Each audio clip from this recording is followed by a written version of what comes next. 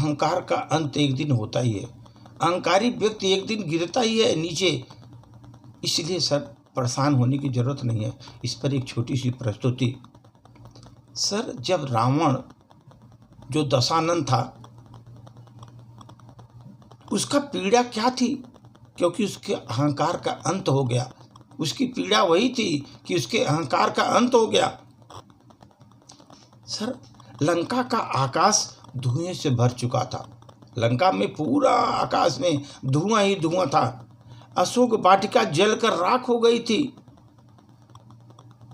और हवाओं में जलते वृक्ष की गंध तैर रही थी इस हवाओं में।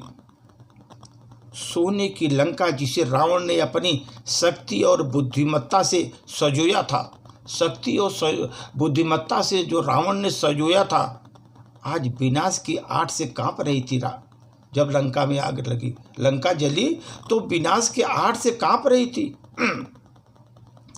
रावण अपने महल की सबसे ऊंची मीनार पर अकेला खड़ा ये सब देख रहा था। उसकी आंखों में क्रोध था, परंतु कहीं भीतर एक अजीब बेचैनी उसमें थी। सर उस समय अजीब बेचैनी थी। वह थी लंका थी जिसका अभिमान करता था। मेरी सोने की लंका थी, वो बेचैन करती थी, जिसका अभिमान था। आज उसे पहली बार अपने वैभव व्यर्थ लगने लगा। उसका वैभव व्यर्थ लगने लगा आज उसका। उसी समय सर मंदोदरी वहां आई और उन्होंने बोला, स्वामी आप चिंतित हैं? वह धीरे से पास आई और बोले, आप थके हुए लग रहे हैं, क्या हम विनाश को रोक नहीं सकते?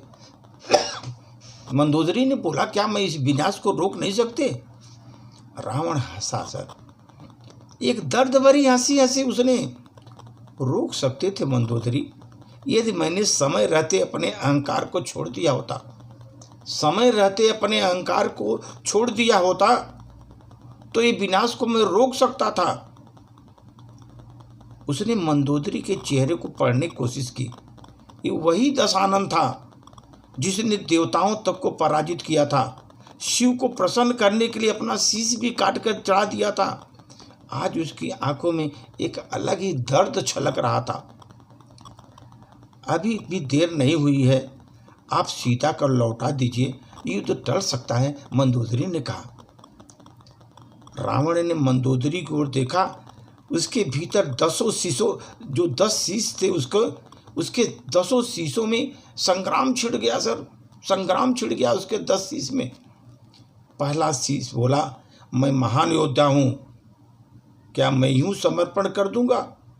दूसरा फुसफुसाया, क्या वह युद्ध धर्म का है? तीसरा गर्जा, मैं लंकेश हूँ, किसी आगे झुकना नहीं जानता, नहीं झुकूंगा, ये मेरी शान के खिलाफ है। चौथा, सिर दर्द में डूबा मंदोदरी सही कह रही है कि हमने अपने राज्य को विनाश के द्वार पर खड़ा कर दिया है। मंदोदरी सही कह रही है कि मैंने अपने राज्य को विनाश के द्वार पर खड़ा कर दिया है।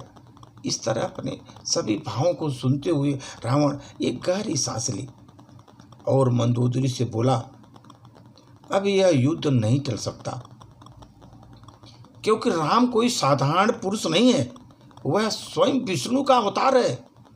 राम स्वयं विष्णु का अवतार है और मेरा अंत अब निश्चित है। मंदोदरी की आंखों में आंसू आ गए उस समय। फिर आप युद्ध में क्यों जा रहे हैं? अगर आप सत्य जानते हैं तो स्वयं को बचाइए। रावण मुस्कुराया उस समय से, लेकिन अब उसकी मुस्कान में वह अभिमान नहीं था, क्योंकि यह युद्ध मेरा ही रचा हुआ है मंदोदरी। अब इससे पलटना पराजय नहीं, कायरता होगी। अगर युद्ध को पलट दिया तो पराजय नहीं, कायरता होगी मेरी। वह धीरे धीरे महल के द्वार की ओर बढ़ने लगा। मंदोदरी उसे रोकना चाहती थी, लेकिन अब उसके पास कोई शब्द नहीं थे कि जो रावण को रोक सकते थे। रथ तैयार था। रावण ने अंतिम बार अपनी महल को देखा और जानता था कि वापस नहीं लौटूंगा मैं।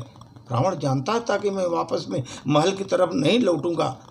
रणभूमि पहुंचते उसने आकाश की ओर देखा तो बादलों के पीछे से सूरज झांक रहा था वहां, मानो युद्ध का अंत साक्षी बन के आया होता। उसमें सूरज अस्त हो रहा था। मानो युद्ध का अंत साक्षी बनने आया हो। हे प्रभु शिव, आपने मुझे अपार बुद्धि, अपार शक्ति दी, मैं अपने अहंकार का शिकार हो गया। रावण बोला।